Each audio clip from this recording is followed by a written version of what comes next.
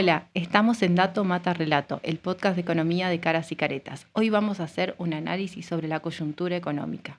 Nos interesa poder hacer un panorama de cuál es la realidad de las principales variables a nivel económico. Hola Julieta, ¿cómo estás?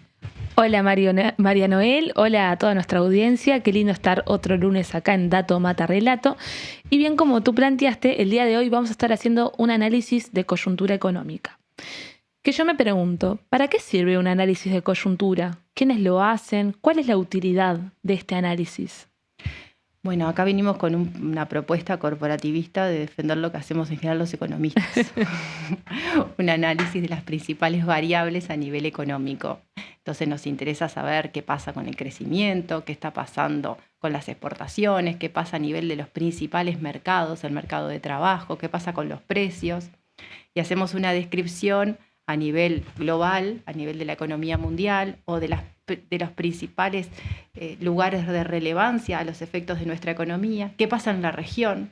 En la región me estoy refiriendo a América Latina, pero también a los vecinos, a los principales socios comerciales, y después nos metemos un poco en lo que es a nivel de la economía nacional para un poco analizar los principales indicadores, que en general son fuentes de información que obtenemos de muchas fuentes oficiales, como el Instituto Nacional de Estadística, el Banco Central, algún otro conjunto de organismos oficiales y también algunos análisis que se hacen a nivel de las principales consultoras o a niveles de empresas o de los sindicatos. Entonces, de alguna forma vemos toda esa información y podemos presentar qué es lo que está pasando en la realidad económica, cuáles son las perspectivas y, bueno, cuáles son las medidas de política económica y los comportamientos de los principales agentes económicos a los efectos de dar respuesta, porque la economía no es una cuestión estanca, entonces, de alguna forma, lo que está pasando y cómo reaccionan los distintos agentes económicos son de suma importancia para después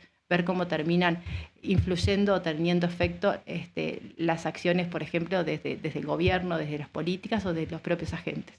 Es como, digamos, ir al médico general, ¿no? Cuando uno se hace un chequeo médico para ver cómo está todo, bueno, vendría a ser como este análisis, que también como podrán ver, nosotros hacemos programas temáticos por lo general, de algún tema puntual, pero necesariamente se ha elegido este programa de análisis de coyuntura.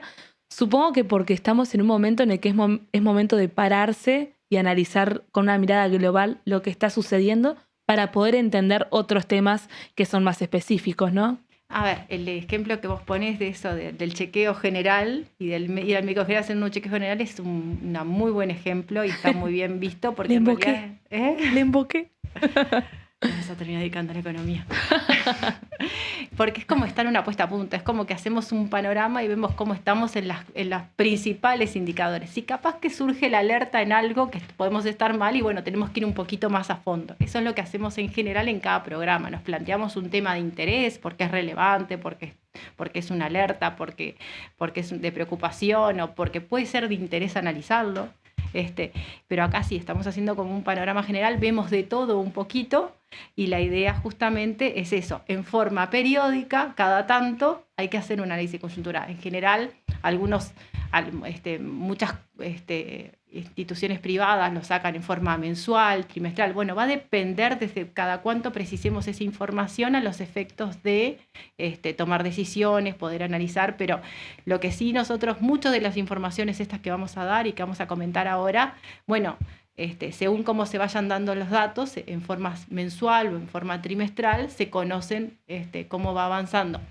A veces el dato aislado no significa nada, lo que sí importa, algunos elementos que es importante. Cuando nosotros comentamos algún indicador económico, por ejemplo, cuando decimos la inflación es tanto, o aumentó, o bajó, o pasó determinada cosa en el mercado de trabajo, elementos importantes es saber que no importa solo decir subió, bajó tanto por ciento, sino saber cómo se construye ese indicador. Eso es sumamente importante porque tiene que ver con nosotros.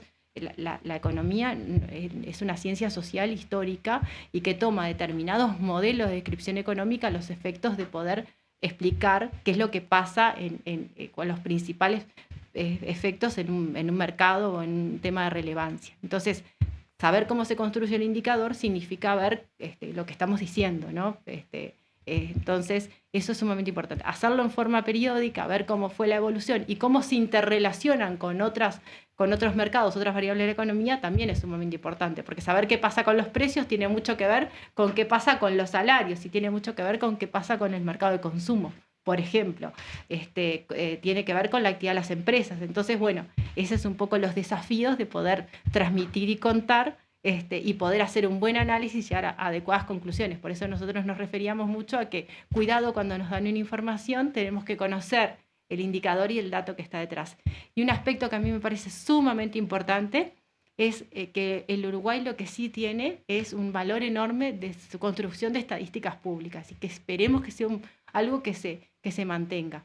La mayoría de los indicadores que conocemos a nivel económico se construyen en base a modelos que tienen determinados procesos para relevar esa información, para construir esos datos.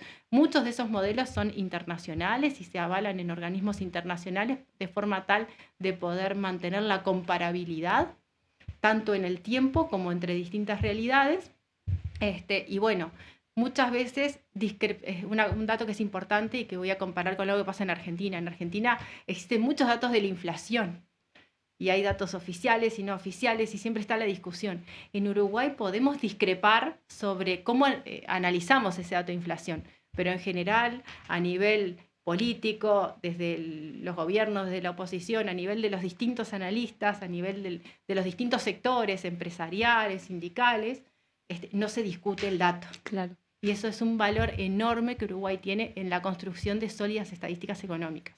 Y bueno, de hecho, perdón que te interrumpa, ¿no? Pero justamente vos lo que planteabas me hace acordar justamente a que cuando se quiere generar esto del relato, ya dato mata relato en nuestro programa. Mucho tenía que ver eso, ¿no? Claro. Cuando definimos el nombre. No se inventa el dato, sino que se opta justamente por mostrar un dato aislado que evita todo lo que tiene que ver por detrás, ¿no? Me hace acordar la discusión que hubo hace poco sobre la pobreza infantil, que en realidad no era una mentira de dibujar un dato, sino era mostrar un dato sin mostrar lo otro y mostrándolo con otras intenciones. Y eso pasa por lo general, ¿no? Que se elige mostrar un dato aislado y fuera de su contexto se puede llevar con distintas subjetividades para donde se quiera llevar, ¿no? Claro, aparte hay fenómenos que se dan, por ejemplo, la economía tiene sus ciclos y después tiene sus safralidades y tiene sus comportamientos durante el año. Entonces, cuando uno analiza diciembre, y bueno, siempre hay un aumento del consumo efecto las fiestas. Cuando uno analiza los diferentes momentos del año, bueno, tenemos comportamientos distintos que se dan entonces, a mucho nos dedicamos los economistas a poder analizar la construcción de esos indicadores y a poder sacar esos efectos y saber qué significan o no. Entonces, bueno, eso es un poco las dificultades a veces a la hora de presentar datos.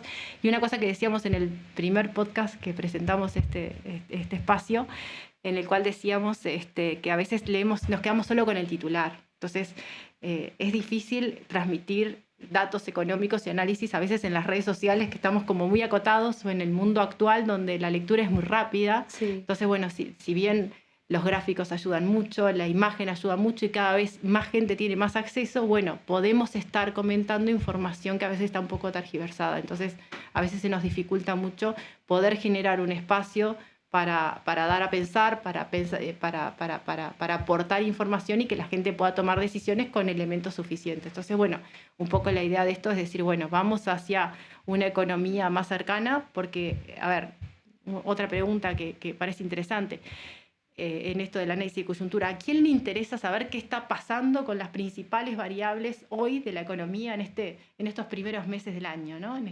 Entonces, bueno, en realidad, en primer lugar, a las autoridades, obviamente, que toman decisiones, a todos los sectores políticos, le interesa a las empresas, les interesa a los sectores, a las organizaciones sociales, a los sindicatos, pero también les interesa a la gente. Es importante saber qué es lo que está pasando. Y a veces puede ser que uno analice un dato que sea a nivel macroeconómico o determinado sector y dice, pero no influye, digo. Yo te está diciendo, bueno, la inflación viene cediendo. Y vos me decías hace un rato, yo te decía la inflación, vos me decías, ¿qué viene cediendo si fui al supermercado y llevé una plata y compré la mitad de lo que iba a comprar? Y subieron todos los precios entre un mes y otro de mi surtido del mes. Y bueno, en realidad una cosa es lo que pasa a nivel general, qué significa, cómo se construye ese indicador y después qué es lo que está afectando para que yo sienta que en realidad mis precios de referencia son mucho más altos y estoy perdiendo poder adquisitivo y yo te estoy diciendo que en realidad la inflación viene cediendo, ¿no? Claro. Entonces, bueno, eso es un poco lo que estamos buscando a través de esta cuestión de podcast de economía, ¿no? Próximamente vamos a hacer un consultorio de IPC, ya lo estuvimos hablando con María Noel.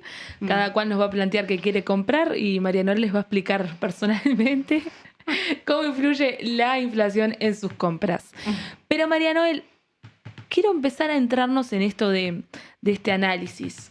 Si tuviésemos que tomarle las pulsaciones al mundo, ¿no? A la economía mundial, ¿cómo dirías que están las pulsaciones, por así decirlo? ¿Cómo está el mundo hoy en día tan cambiante como lo veníamos describiendo la semana pasada con Daniel? El tema de la desdolarización, estos cambios que están habiendo en el comercio internacional. ¿Cómo ves vos una mirada del mundo a nivel de la economía? A ver, venimos en una economía, estamos en una economía especial, ¿no? Vos que sos siempre súper positiva, ¿qué querés que te diga? Estamos re complicados. No me digas eso. ¿Qué? No hay manera, Julieta. No, se ajustan, las proyecciones de la economía mundial los hacen en general los organismos internacionales y que presentan modelos y mirá que busqué, pero no encontré uno para vos que fuera positivo. No. Con algunas diferencias, pero en realidad el crecimiento se espera que caiga. Los principales datos están dando de que en el primer se esperaba de 3,4 a 2,8 para del 2022 al 2023, un poco lo que se espera. Y recién se espera que se empiece a estabilizar un crecimiento mundial en el 2024. Un crecimiento de 2,8 y con posibles ajustes a la baja por un montón de fenómenos que se están dando. Nosotros venimos de una economía post-COVID. Ese detenimiento del COVID hizo que se paralizara toda la economía a nivel mundial y que después cuando se empezara a mover de nuevo y existiera un crecimiento natural que arrastraba ese efecto COVID, pero ahora después hubo todo el tema de los fletes internacionales y ahora está en una economía, en una realidad totalmente nueva que está desafiando a los análisis internacionales y a las políticas económicas a ver cómo se genera toda esta reactivación y se dan muchos otros procesos, pero bueno, se prevé que las economías avanzadas experimenten una desaceleración del crecimiento especialmente fuerte, desde 2,7 que se estaba esperando en el 2022 hasta hacia el entorno del 1% en el 2023. O sea que el mundo está complicado y todavía iniciamos este 2023 con lo que fueron estos vaivenes en los mercados financieros y estas turbulencias que generan con fuertes presiones inflacionarias a nivel de las economías desarrolladas y donde un poco las políticas económicas que siguen reforzando las subas de las tasas de interés, aunque parecía haber un detenimiento de parte de la Reserva Federal de los Estados Unidos y de parte también de algunos anuncios del Banco Central Europeo, igual están complicados. O sea que ese es un poco el panorama general. Y es más, y cuando se calculan algunos escenarios alternativos incorporando estos temas financieros y que pueden mantenerse, los datos un poco empeoran. O sea que estamos en una economía estancada, con problemas y donde algunas tensiones geopolíticas internacionales, como lo es el conflicto de Ucrania, Rusia, tienden a afianzarse y no a mejorar. Esto que tú mencionabas, ¿no? Del último dato sobre Estados Unidos, que lo veníamos trabajando también con Daniel, ¿qué relación tiene con este conflicto internacional? ¿Tiene un peso específico la situación de Estados Unidos, por ejemplo? Bueno, o también, perdóname que quiero agregarle también, el conflicto Ucrania-Rusia también ha hecho que el valor político y económico de Europa se vea muy deteriorado, ¿no? Con estos Europa y Estados Unidos en un nivel como muy deteriorado. ¿Cómo se ve en la realidad también? Bueno, a ver, en la realidad un poco de eso que te comentábamos. Estados Unidos está con varios problemas a nivel económico en términos de competitividad, en términos de su economía, en términos de una política fuerte buscando combatir la inflación con relativos pocos efectos. Recién estaba cediendo la inflación, pero es una inflación que nunca histórica en Estados Unidos y se viene manteniendo. La Reserva Federal, que es la autoridad monetaria de los Estados Unidos, el Banco Central, mantiene una política de aumento de las tasas de interés que el mes pasado cedió, pero que parece que se va a reforzar y que mientras existan las incertidumbres sobre la inflación alta van a seguir manteniendo. Hay muchos análisis y alternativas que critican porque en realidad no ha habido efectos sobre la inflación, y mientras sigan subiendo las tasas de interés se sigue encareciendo el crédito, se sigue dificultando la inversión, y eso viene generando también efectos sobre el dólar y sobre la competitividad a nivel mundial. Entonces, bueno, y más recientemente todo lo que es el tema de la crisis de la deuda de Estados Unidos, que también es un fenómeno bastante importante. Entonces, de ese lado, la situación es compleja y no se están viendo como salidas.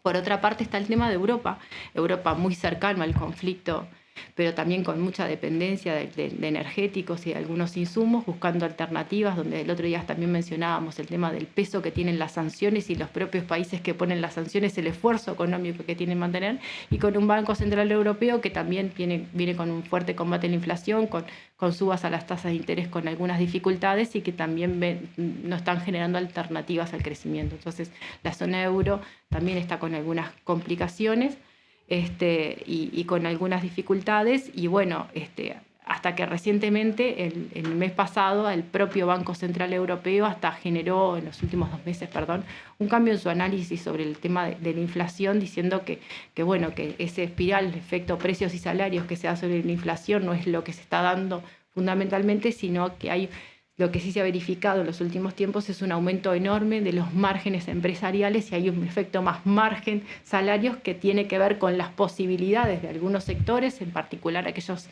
donde hay mayor concentración empresarial y mayores empresas grandes, de tipo mayores monopolios, oligopolios, a la posibilidad de fijar precios más altos. Entonces, bueno, hay una dinámica que se necesitan determinadas políticas, o sea, se está desafiando a las autoridades monetarias a generar análisis diferentes de los problemas para generar unas medidas de política que puedan tener efectos y que hoy no lo están teniendo.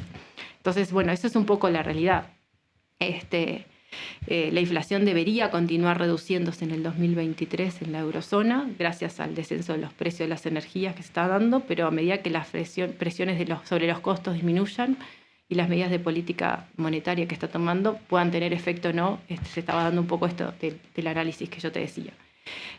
Y bueno, se espera sí una recuperación el crecimiento, tendría que recuperarse en los próximos trimestres, pero tampoco es tan claro, y así poder recuperar un poco el poder de compra de los hogares y también fortalecer fuerte algunos sectores de la inversión que puedan ser claves. Es un poco la realidad a nivel de la eurozona. Y bueno, después a nivel de los sectores asiáticos, que es importantísimo, y bueno, ya mencionabas el tema de ver a China. Pero ahí, mira, antes que digas, estimo que por ahí, por los sectores asiáticos están más como en mi onda, ¿no? Están como más pum para arriba, ¿no? Más que en Europa y eso.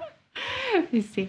Bueno, ahí sí, con el tema de la reapertura china, Asia está preparada para impulsar el crecimiento a nivel mundial, y más o menos se estima que el 50% del crecimiento mundial va a estar estimado por los asiáticos, y se pronostica que China e India en conjunto generan aproximadamente el 50% de crecimiento. Así que imagínate cómo se está dando ese cambio de sectores, ¿no? Pero después deberíamos volver a la región, ¿no te parece? Sí. ¿Qué está pasando en América Latina? Exactamente. Vamos desde China, nos venimos para acá, para la región, y hay muchas cosas para analizar, ¿no? Porque justamente América Latina es un sector estratégico muy importante, tanto por sus materias primas, por sus condiciones climáticas, entre otras cosas. Pero quería preguntarte algo que capaz que te da el puntapié, que es con respecto a los precios de las commodities, ¿no? Que es algo que eso es muy latente en América Latina para sus economías. Los precios de los commodities en 2022 estuvieron al alza, estuvieron muy altos, y eso fue una gran oportunidad para América Latina. Y ahí hubo comportamientos bastante heterogéneos, porque va a depender mucho de lo que cada país o cada zona pueda exportar y lo que necesite para ver cómo salda eso, ¿no? Uruguay no fue ajeno. Uruguay tuvo durante el 2022 un primer semestre con exportaciones récord, con precios récord en casi todos los sectores, y que después sobre el segundo semestre se fue deteriorando. Es más, durante todo el año 2022, que hubo una pérdida de competitividad fuerte vía tipo de cambio, no se sintió tanto en los primer semestre del año, porque había un efecto precio y efecto volumen muy importante. Recién fue en el segundo semestre y ahora que sí hay un problema fuertísimo porque las exportaciones han venido cayendo. Pero volviendo a América Latina, sí, la región está complicada. Está muy complicada por muchos elementos que se están dando. Primero que nada porque sigue mostrando un desempeño económico muy pobre, muy magro en lo que va a ser el 2023 y el 2024. O sea, no es que no estamos en una caída y además hay mucha heterogeneidad, hay un problema enorme en términos de inflación, la CEPAL, la Comisión Económica para América Latina, que analiza muy fuertemente los procesos económicos en la región, ha puesto mucha alerta sobre el tema de la inversión y las necesidades de inversión y la importancia de poder atender la inversión en los planos sociales, pero aparte el tema de la inversión en la región es un tema estructural, es un tema de siempre, entonces hay muchas dificultades para poder tener inversión de calidad y después lo que hay es una heterogeneidad enorme, pero a la vez en el mundo actual también se están generando oportunidades nuevas para América Latina, entonces los desafíos son cómo no seguir reproduciendo estos comportamientos que terminan siendo mediocres y poder generar oportunidades que sostengan el crecimiento vía la producción de energías y materias primas, donde ha cambiado enormemente y hoy no es aquel continente productor de materias primas de bajo valor, sino que también produce algunos productos en términos de alimentos, en términos de energías, en términos de insumos para la producción, como para fertilizantes, como para otro tipo de cosas que son estratégicos a nivel mundial, ¿no? Se ha analizado el tema, esta nueva lógica del hidrógeno verde, se ha analizado el tema del litio también, y así un montón de elementos que hoy hay agregados de valor que van mucho más allá y que uno tiene que dejar de ver las materias primas como esa venta de productos sin valor y que hay una desigualdad. Entonces, bueno, la región tiene un potencial enorme y tiene muchas dificultades y bueno, lo que se prevé son tasas de crecimiento bastante bajas, problemáticas sociales y un tema agregado que lo mencionábamos y que también da para un análisis en sí mismo, que es con estas subas de las tasas de interés a nivel internacional, los efectos sobre las deudas de los países que vienen subiendo enormemente y que se dan en todos los países emergentes donde las deudas son grandes. Y no nos olvidemos que el COVID no fue neutro y que el COVID dejó estragos fuertes en las economías más pobres. O sea, los efectos del COVID han generado, bueno, y los efectos hasta de la guerra de Ucrania, han generado efectos muy negativos y han generado desigualdades a nivel de los distintos sectores del mundo que se vienen agravando vía estas situaciones de crisis económica. Entonces, bueno, estamos en un país mucho más complicado, en un mundo, mucho más complicado, con mucho más desigualdades y con mucho más complicaciones, y donde hay problemas de crecimiento y de inversión a nivel general, y bueno, vemos a la región. Y te pregunto, María Noel, ahora que vos mencionabas esto que me parece fundamental, que describe perfectamente lo que vos venís señalando con datos y estadísticas que nos dan el panorama de un mundo mucho más complicado. Pero yo me pregunto, ¿esto tiene que ver justamente con cómo en cada país ha actuado el Estado como rol principal de apoyo de esa situación de crisis? Bueno, tiene que ver cómo la política económica tiene mucho que ver en muchos sectores, la construcción de inversión, la construcción de sectores fuertes tiene que ver mucho con la política económica, tiene que ver mucho con la inversión pública y tiene que ver mucho con la conducción de eso. Y además tiene que ver también con la cooperación internacional. O sea, en la región hay muchos sectores estratégicos que para poder crecer no se puede hacer en forma aislada, sino que se tiene que hacer en bloque. Y América Latina, parte de las dificultades esto que veíamos, tiene mucho que ver con el tema de poder afianzar y mejorar y trabajar en forma de bloques. Y bueno, pasa en la región, ¿no? Sí.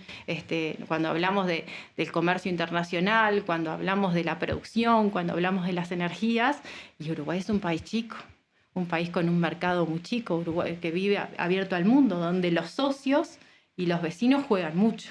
Entonces, bueno, por eso también, volviendo a nuestro análisis de coyuntura, nos interesa mucho saber qué es lo que está pasando con los vecinos, porque lo que pasa con los vecinos nos influye enormemente en lo que es nuestra economía. Entonces, bueno, tenemos ahí siempre analizamos muy fuerte la realidad de Brasil y la realidad de Argentina, donde en realidad tenemos situaciones bastante problemáticas. Brasil está en un proceso de crecimiento, pero de crecimiento lento, con algunas políticas, se esperaba que con el cambio de gobierno se acelerara algunos procesos de reforma y de cambio, en especial de la reforma tributaria. Están siendo mucho más lentos de los esperados, pero bueno, hay una agenda y hay una mejora en términos de las perspectivas para Brasil y también de control de la inflación.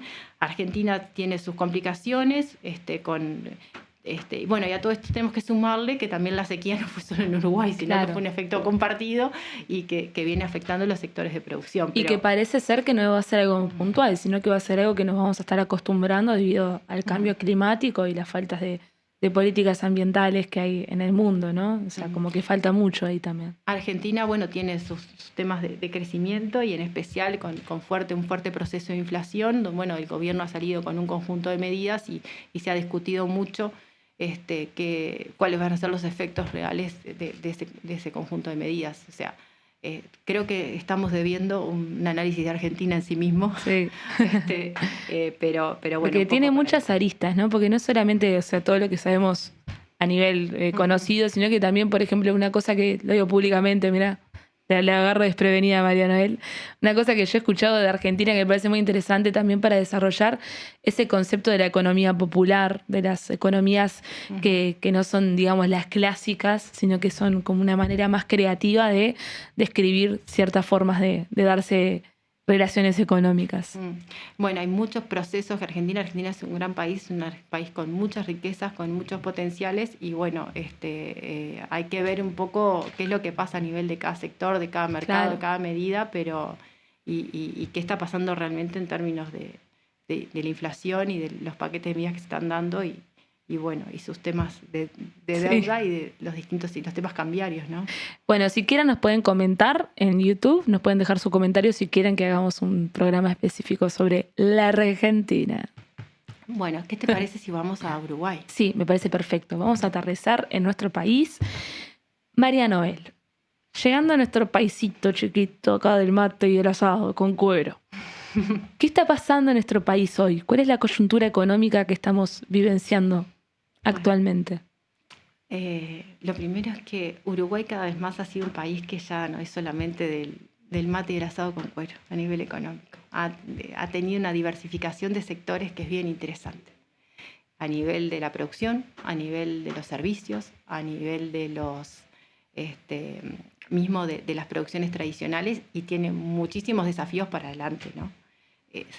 Hubiera sido impensable que nosotros hace muchos años habláramos del potencial del sector TI uruguayo en el mundo y que el desarrollo de tecnologías en Uruguay puede resolver cualquier problema que se plantee en el mundo a nivel tecnológico, ¿no? Claro. Entonces, la pregunta que yo siempre me hago es decir, bueno, si nosotros tenemos capacidad de vender tecnología hacia el mundo, ¿cuánto podemos aplicar de esa tecnología en Uruguay para hacer crecer el resto de los sectores? Claro. Por ejemplo, en el sector agropecuario, que es tan importante en la economía uruguaya, en la industria, en el sector servicios o en el sector de los servicios financieros. Entonces, bueno, los desafíos a nivel son interesantes y por eso a tu comentario me pareció que venía buenísimo. Está buenísimo. El Uruguay del Plan Ceibal. El Uruguay del Plan Ceibal. Pasemos de eso al Uruguay del Plan Ceibal. que tiene todo, ¿no? Adentro, sí. ¿No? Cuando uno ve ese potencial y cómo un niño puede llegar a conocer a través de la tecnología, los sectores, la ruralidad, los ciudadanos, el mundo, es impresionante y poder ser, ya ir educándose en una herramienta distinta. Bueno, desde ese enfoque tenemos que pensar la economía, desde el Uruguay de las posibilidades, desde el Uruguay de los desafíos de la creatividad para crecer, porque sí, somos una economía chica. Tenemos un mercado interno chico, tenemos poca gente, entonces tenemos que mirar al mundo. Bueno, entonces, pero volviendo al análisis económico más tradicional de coyuntura, bueno, las proyecciones para el 23-24 apuntan a un crecimiento muy magro, muy bajo y con ajustes. No vamos a crecer más del 2%. Y todavía venimos ajustando esos crecimientos en un mundo muy complicado, con vecinos que también tienen dificultades y con socios comerciales con dificultades y todavía con un efecto de la sequía que afecta a parte de la producción agropecuaria, no solamente la producción de lo que fue en el verano y los cultivos de verano, sino que también está comprometiendo lo que son los cultivos de invierno. Porque imagínate a nivel de la ganadería, a nivel de la lechería, a nivel de los cultivos de invierno, cómo están los campos para generar la producción en esta época. Esperemos que el efecto de la sequía, ahora que está cambiando y que se pronostica que se pase de un año niña a un año niño, se revierta, pero igual los efectos van a estar. Y bueno, y después hay un impulso en lo que supondrá también la apertura de la nueva planta de UPM. Pero bueno, el escenario es de un crecimiento para el 2023 menor al 2%. Tenemos que crecer muchísimo más para poder proyectarnos en los distintos sectores. Entonces, tenemos un problema de crecimiento. Tuvimos 2 trimestres de baja en el crecimiento, lo que se define como entrar en una recesión técnica, temas que hemos analizado, hemos discutido. Y después, bueno, vamos a tener que apalancar todos estos efectos de la sequía y después algunas dificultades que vemos fuerte en términos de algunas de las medidas de política económica que entendemos que pueden estar comprometiendo el crecimiento. Y otra novedad que tenemos es que el año pasado habíamos tenido un año de crecimiento, las exportaciones y el sector agroindustrial habían liderado ese crecimiento, pero ahora están con problemas. Hubo este primer trimestre del año una caída de las exportaciones en el entorno de 8%, donde la parte de carnes bajó enormemente, y también en otros sectores que siempre apuntaron, y bueno, ahora con efecto sequía, ni que hablar, la soja, los cereales, los oleaginosos, también están en una baja, y como hablábamos, hay una perspectiva de baja del precio de los commodities a nivel mundial, lo que nos afecta directamente. A nivel por ejemplo, de los servicios y lo que fue el turismo, en enero-marzo se estimó que ingresaron más de 1 millón de turistas al Uruguay, entre 1.200.000. Es un 12% más que los datos que se estaban manejando en el 2019, pero se estima que el gasto que hicieron esas personas fue menor en términos comparativos. Entonces, bueno, y lo que sí hubo fue una salida fuerte de uruguayos hacia el exterior, y bueno, ahí lo que tenemos es un tema de competitividad enorme que nos está, de alguna forma, nosotros el otro día hablábamos cuando hablamos del tema de frontera, del tema de las fuentes de competitividad. Uruguay tiene sectores con muchas fuentes de competitividad, y la competitividad no es solo el tipo de cambio, sino que tiene que ver con una cuestión integral de la producción. Pero las dificultades cuando uno es un país chico y es tomador de precios en el exterior, en productos y en servicios, bueno, en realidad es que los efectos de tipo de cambio terminan de alguna forma matando otras fuentes de competitividad, porque llega un momento que es muy difícil competir claro, con precios que son tan desiguales. Pero eso es un poco las preocupaciones, y bueno, se estima que el incremento del PBI promedio en el 2023 va a ser bastante bajo, y bueno, eso genera dificultades en el resto de la economía, y en particular en sectores claves que fueron bastante postergados, como fue el mercado de trabajo, en particular en lo que era la recuperación del salario real.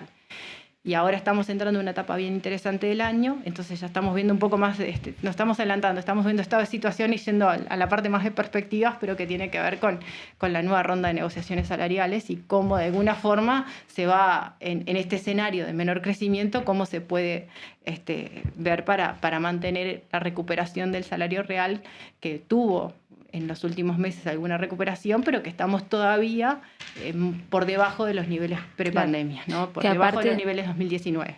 Eso, si llega a haber una recuperación salarial real, comenzarías a tener el mismo nivel que en el 2019. O sea, ni siquiera no hubo aumento de salario en todo este periodo. Entonces, aparte, bueno, eso, tenemos totalmente. Y tenemos un tema de crecimiento, pero tenemos problemas de competitividad, y se prevé una caída de los precios de materias primas. Entonces, estamos sumando. Tenemos un problema de competitividad y tenemos todo el tema de la sequía que estamos arrastrando. Bueno, ni que hablar del tema del agua, ¿no? Que claro, hemos tocado. $40 por día, decían, que gastaba un uruguayo en agua. Vamos a tener que hacer ese cuenta, Julieta. Sí.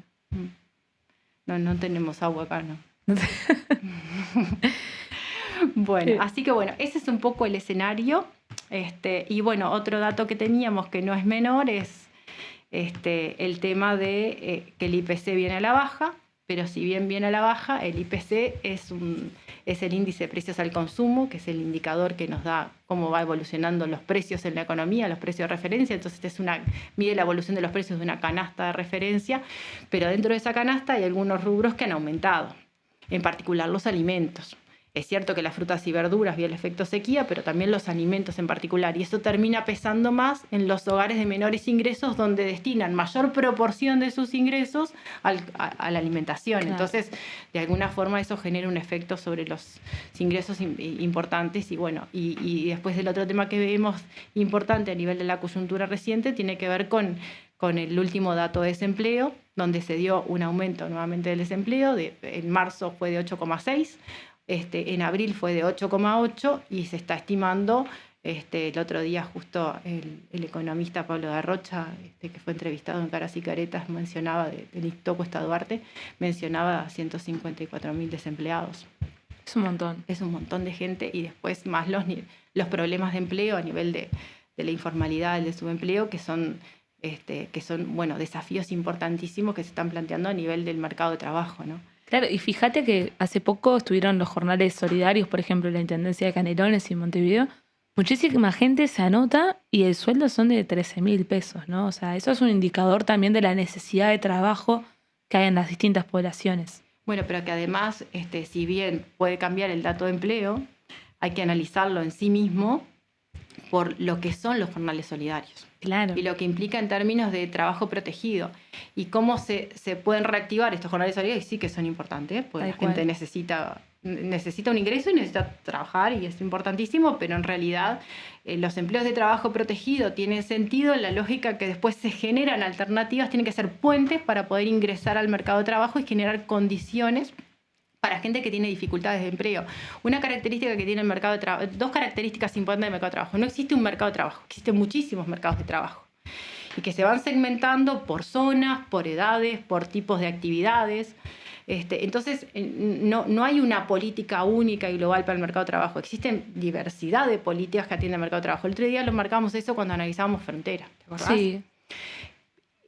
Otro elemento del mercado de trabajo es que tiene muchos de lo que se llama mercado incompleto. Entonces, hay lugares donde no existe un mercado de trabajo para determinadas personas que tienen dificultad para acceder, o porque, por ejemplo, los jóvenes, la primera experiencia laboral. La primera experiencia laboral es un tipo de política que lo que busca es generar esa primera experiencia para que la gente pueda ingresarse. Por eso, a nivel mundial se da mucho, y en Uruguay se da también, que hay grandes problemas de empleo a nivel de los jóvenes, sobre todo en la primera experiencia laboral.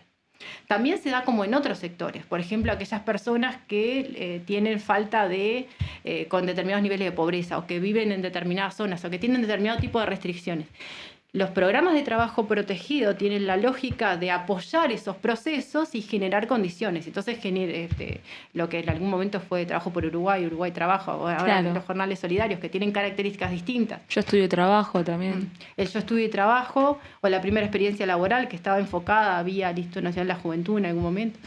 Después, estos programas de trabajo para la gente que estuvo en la cárcel y que es una salida laboral. Entonces, bueno, son programas sumamente importantes, pero que tienen que tener una claridad en cómo esas personas, una vez que pasan por esos periodos, que tienen un fuerte trabajo de educación, de formalización, de transmitir derechos laborales, después pueden insertarse en el mercado formal. O también están todos los programas de incentivos a las empresas para contratación de mujeres, o contratación de gente joven, o los programas de trabajo para la gente con discapacidad. No siempre la gente que tiene alguna discapacidad encuentra un lugar en el mercado de trabajo, o las empresas no lo identifican. Necesitan todo un acompañamiento, tanto del lado de lo que es la oferta como del lado de la demanda.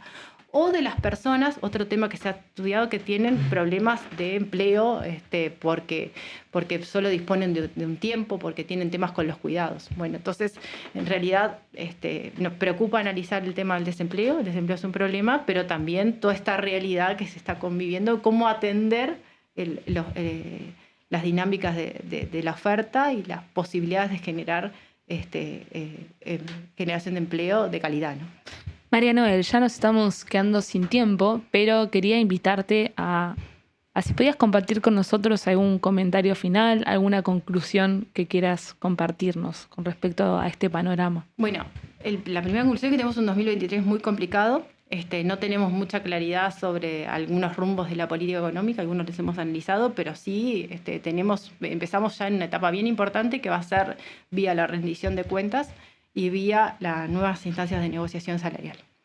Después, tomar estos datos del mundo y de los indicadores complejos que se ven en Uruguay como claves, porque aparte algunas de las reformas que se han dado no son de consecuencias inmediatas, ¿no?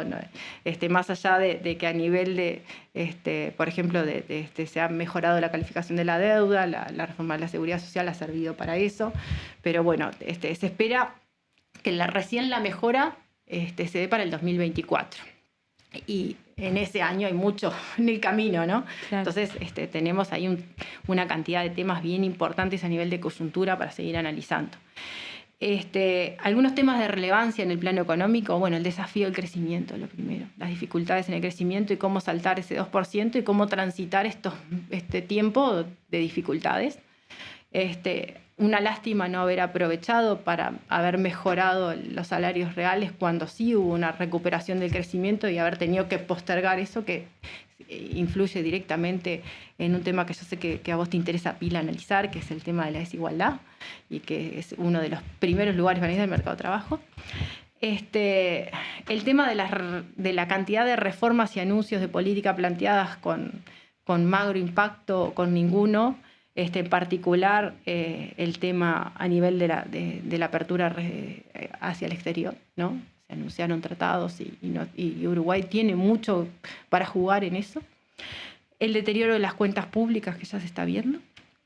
Las exportaciones a la baja. El contexto regional complicado que se tiene que transitar y de socios comerciales. El deterioro importante de la competitividad que no se termina de recuperar. Los anuncios. Y bueno, que los desafíos están en el crecimiento, están en el rumbo de la política económica, están en la generación de la competitividad y están sobre todo en que las políticas macroeconómicas realmente tengan impactos en la mejora de las redistribuciones y de los niveles de vida. Entonces, es mucho más fácil cuando crecemos. Es mucho más difícil cuando dejamos de crecer, pero bueno, hay que atender esa problemática a la vez, ¿no? Porque si no va a haber mucho para reconstruir en el camino. Y el rol del Estado y de los servicios públicos tiene mucho que ver en esa construcción del crecimiento vía la generación de inversiones, la generación de infraestructura, la regulación y también las condiciones necesarias para hacer una producción importante, sostenida y que pueda tener una buena inserción en el mundo. Muchas gracias, María Noel, y nos estaremos despidiendo porque lamentablemente no tenemos más tiempo. Yo me quedaría 2 horas más hablando contigo. Tenemos como mucho tema, pero bueno, la semana que viene sí te invito a un temazo con un invitado muy amigo de la casa, muy docente. ¿Quién será? Y bueno, nos queríamos meter un poco en el tema laboral, porque siempre nos detenemos un poco más y bueno, empezamos una nueva ronda de negociación salarial y antes de que empiece queríamos analizar un poco la importancia estratégica de la negociación salarial, de los consejos de salarios y bueno, qué ha pasado en el mundo del empleo, en el mundo de los salarios y bueno, qué nos depara esta nueva ronda de negociación salarial y vamos a charlar con Daniel Olesker. Ay, no me digas que viene Daniel Olesker a nuestro podcast, qué emoción. Viene Daniel Olesker, que va a venir varias veces, pero que bueno, profesor de economía laboral, de globalización, de economía del Uruguay y bueno, que ha tenido actividad en muchos sectores claves y bueno, lo vamos a invitar un poco a hablar un poco de los desafíos de la negociación salarial en términos también de rediscutir las relaciones laborales en Uruguay. Buenísimo, así que la invitación es para el próximo lunes a las 8 de la noche. Les recomiendo que estén con un cuadernito, una lapicera para tomar apuntes, porque esto parece ser muy interesante. Y no te olvides de ponerles like. Por favor, pongan like, síganos en las redes, en Instagram, Twitter, YouTube. Y mándanos sus comentarios porque queremos saber qué les está pareciendo. Les agradecemos los comentarios, les agradecemos las preguntas y nosotros vamos armando agenda con los comentarios. Así que en eso estamos. Esto fue Dato Mata Relato. El podcast de Economía de Caras y Caretas.